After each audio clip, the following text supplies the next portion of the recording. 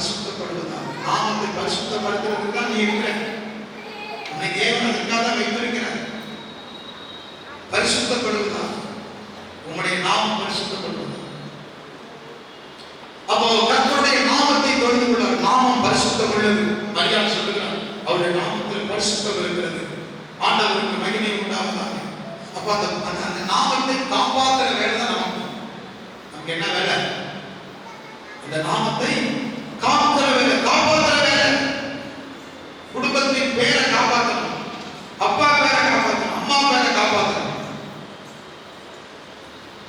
நாம வேலை செய்யற கம்பெனி பேரை காப்பாற்றணும், படிக்கிற பள்ளிக்கூடத்து பேரை காப்பாற்றணும்.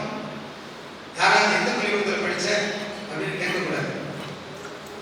ஏன்? நீ சொல்ற பதிவு, நீ உட்கார்ந்து இருக்கிறது, உன் நடவு பாவனை, நீ படிக்கிற பள்ளிக்கூடத்து பேரை கெடுத்துடும். உன்னுடைய நடைமுறை பாவனை உன் சபை பேரை கெடுத்துடும். எந்த சபைக்கு போறீங்க? எந்த சபைக்கு? அப்போ தேவனுடைய நாமத்தை பரிசுத்தமாக்குவது நம்முடைய கையில். ஆண்டவருக்கு மகிமை. அந்த நாமத்தை குறித்து அறிந்து கொள்ள வேண்டும். ஆண்டவருக்கு மகிமை உண்டாவதாக.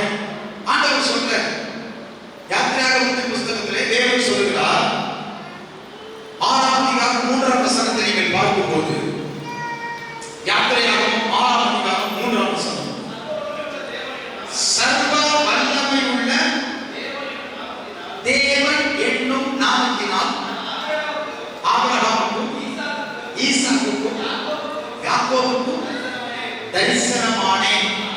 ஆனாலும் யெகோவா என்னும் நாமத்திலே நான் தரிசனமாகப்பா. ஆபிரகாமுக்கும் ஈசாக்குக்கும் யாக்கோபுக்கும் என்ற நாமத்தில் தரிசனமானாரா? சர்வ வல்லமையுள்ள தேவன் நாமத்தில் தரிசனமானார். ஏனென்றால் சர்வ வல்லமையுள்ள தேவன் நாமத்தில் ஏன் தரிசனமானார்னா, ஆபிரகாமுடைய குறை இருந்துச்சு, ஈசாக்குடைய குறை இருந்துச்சு, யாக்கோபுடைய குறை இருந்துச்சு. இவைகளெல்லாம் சரிப்படுத்துவதற்காக நான் சர்வ வல்லமையுள்ள தேவன், என்னால் எல்லாம் செய்ய முடியும். ஆபிரகாமை தனியாக அழைத்தார். அப்பா அம்மா சொத்து சுகம் குடும்பத்தை எல்லாத்தையும் விட்டுட்டு நீ வா அழைத்தார்.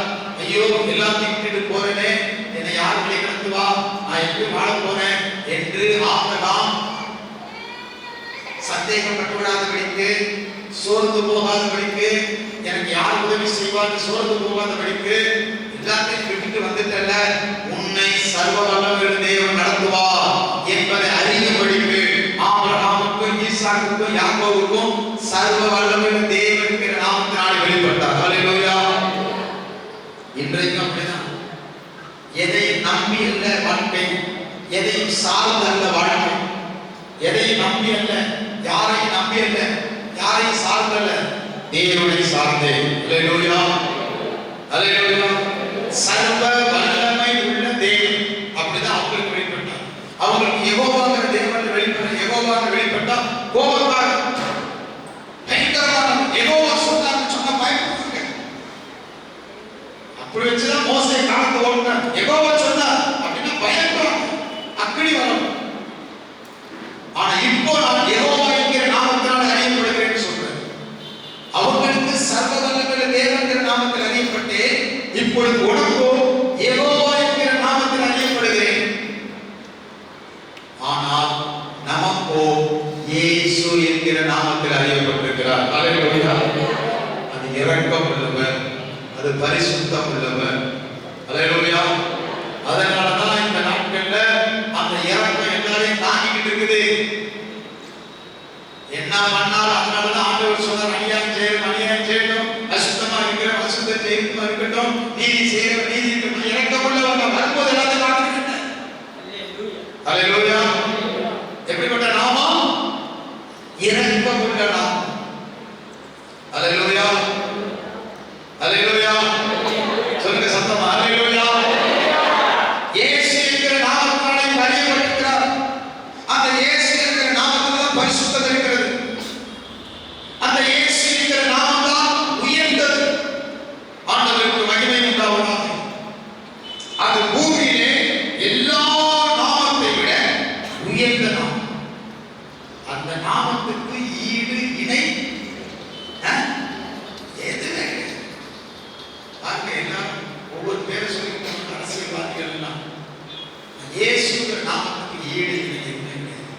ஹalleluya. ஆண்டவருக்கு மகிமை உண்டாவதாக. கர்த்தர் நல்லவர். கர்த்தர் நாமத்தை நீதியிலே வணங்காதே. எங்க வணங்கப்படாதா? கண்ட இடத்துல போய் சண்டை போடுற இடத்துல, யாத்திரையாகும் 27 சண்டை போடுற இடத்துல, அநியாயக்காரர்கள் இருக்கிற இடத்துல, என்ன தேவையில்லாத இடங்கள்ல கர்த்தருடைய நாமத்தை யூஸ் பண்ணாத. சபையிலும் கர்த்தருடைய நாமத்துக்கு விரோதமாக நீ செயல்படாத. வெளியிலே கர்த்தருடைய நாமத்துக்கு விரோதமாக செயல்படாத. அவருடைய நாமம் இரக்கமுள்ளது, ஆனா அதே விஷயத்துல பயங்கரமானது. ஹalleluya. ஆண்டவருக்கு மகிமை. அப்ப அந்த நாமத்துல பாருங்க என்ன இருக்குது? அந்த நாமத்தின் வல்லமை என்ன? அந்த நாமத்துக்குரிய மகிமை என்ன? அந்த நாமத்துக்குரிய மேன்மை என்ன? என் பேரை சொல்லி தந்துருவாங்க. என் பேரை சொல்லு, நடக்கும். நான் சொன்னேன்னு சொல்லு, வாங்கிட்டு வந்துடுறேன். இயேசு கழுத கட்டி கிடக்கு. ஆண்டவர் சொல்ல, இது ஆண்டவருக்கு வேணும்னு சொல்லு. கிடைச்சது. போனாங்க. எவன் வீட்டு கழுதையும் கட்டி கிடக்கு. அவுக்குறாங்க. கேட்கிறாங்க, யாருக்கு வேணும்? எதுக்கு அவுக்குறீங்க? இது ஆண்டவருக்கு வேணும். உடனே ஹalleluya. அதே நேரத்தில் அந்த கழுதை ஒரு பரிசேயன் வீட்டில், ஒரு சதுசேயன் வீட்டில், ஒரு ஆசாரி வீட்டில் இருந்தான். ஆண்டவர் யார் அப்படின்னு ஏதோ ஒரு மனுஷன், அறியாத மனுஷன் வீட்டு அது கட்டி கிடக்கு. அது கர்த்தருக்கு வேணும்னு சொன்ன போது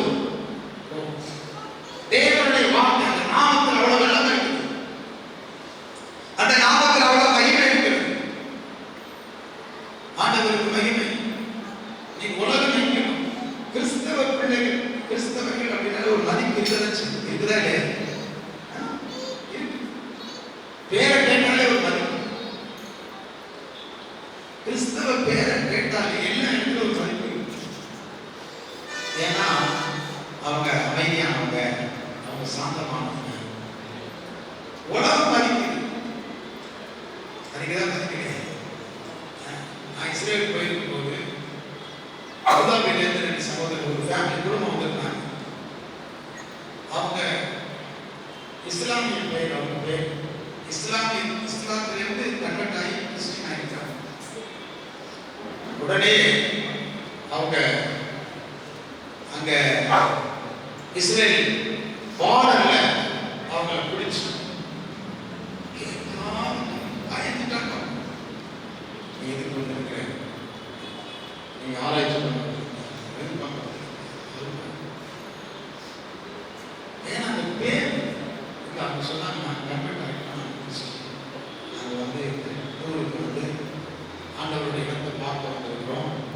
பாஸ்போர்ட் இருக்கு இல்லையா? நாங்கள் அவன் நம்பவே மாட்டேங்கிறான். அம்மா இருக்க சொன்னா நம்பிடுவான், அவன் நம்ப யோசிச்சுப்பான். ஆனா அதே விஷயத்துல ஒரு கிறிஸ்தவ பெயர் இருக்கிற இடத்துல எந்த இடத்துக்கு ஹalleluya. காரணம் என்ன? எல்லாம் இயேசுவின் நாமம். ஹalleluya. இயேசுவின் நாமம் இனிதான நாமம், இணையில்லா நாமம், இன்ப நாமம். பாவத்தை போக்கும், பயமதை நீக்கும், பரம சந்தோஷம். யாரை கொடுக்க முடியுமா? இந்த பரம சந்தோஷத்தை, இந்த மகிமையான சந்தோஷத்தை கொடுக்க முடியுமா? ஒருத்தரால். பாவத்தை போக்கும், பயமதை நீக்கும், பரம சந்தோஷம் பக்தர்களுக்கும். இயேசுவின் நாமம் இனிதான நாமம், இணையில்லா நாமம், இன்ப நாமம். இயேசுவின் நாமம் இனிதான நாமம், இணையில்லா நாமம், இன்ப நாமம். ஹalleluya. ஹalleluya. மத்தேயு சுவிசேஷம் 10ஆம் அதிகாரம் 42ஆம் வசனம். Matthew chapter 10 verses 42. மத்தேயு 10:42. சீஷர் என்னும் நாமத்தின் நிமித்தம் இந்த சிறியரில் ஒருவனுக்கு ஒரு கலசம் தண்ணீர் மாத்திரம் குடிக்க கொடுக்கிறவன் பலனை அடையாமல். ஹalleluya. என் பேரை வச்சிருக்கிற ஒரு சிறியனுக்கு நீ ஒரு டம்ளர் தண்ணி கொடுத்தாலும், ஒரு கலசம் தண்ணி கொடுத்தாலும் அதன் பலனை அடையாமல் போகுது. தெளிவா சொல்றது. என் பேரை வச்சிருக்கிறான். அப்ப அந்த நாமத்துல பாருங்க எவ்வளவு பிளஸிங், எவ்வளவு ஆசீர்வாதம். அல்லேலூயா. என் நாமத்தை வைத்திருக்கிற ஒரு நபருக்கு நீ ஒரு கலசம் தண்ணி கொடுத்தாலும் அதன் பலனை உனக்கு கிடைக்காம போகுது. நான் கணக்கெல்லாம் முடிச்சிருவேன், கணக்கு தீர்த்து முடிப்பேன் ஐயா. ஏன் இன்னைக்கு ஜனங்கள் ஊழியத்துக்கும் சபைகளுக்கும் இன்னைக்கு தேவ பிள்ளைகள் ஏன் மாறி வளர்ந்துருங்க? எல்லாம் வேணும், கட்டாயம் கிடையாது. உலகமெங்கிலும் இயேசுவுடைய நாமம் பறைசாற்றப்படுவதற்கு ஜனங்கள் ஏன் கொடுக்கிறார்கள்?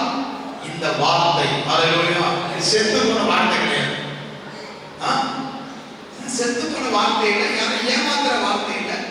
ஆண்டவரே சொல்லிட்டார், என் நாமத்தை நிமித்தம் இந்த சிறியனுக்கு ஒரு கலசம் தண்ணி கொடுத்தால் பலனை அடையாம போவதே கிடையாதுப்பா. அதை அடைந்து கொண்டிருக்கிறதுனாலதான் அநேகத்தை செய்து கொண்டே இருக்கிறார்கள். அல்லேலூயா. அப்படி செய்கிறதுனாலதான் உலகம் எங்கும் இயேசுடைய நாமம் பறைசாற்றப்பட்டுக் கொண்டிருக்கிறது, இயேசுடைய நாமம் வளர்ந்து கொண்டிருக்கிறது. அங்க ஒருத்தவங்க சொல்றாங்க, ஐயா எங்க தெய்வம் பணக்கார தெய்வமா ஆகிட்டே இருக்கு, இருக்கிற நகை பணம் பொருள் எல்லாத்தையும் சாமி போட்டுலாம் நாங்களும் ஏழையா இருக்கிறோம். எங்க தெய்வம் எப்படி இருக்குது?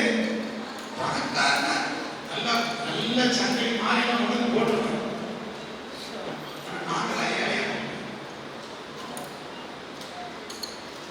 நான் சொல்றேன்,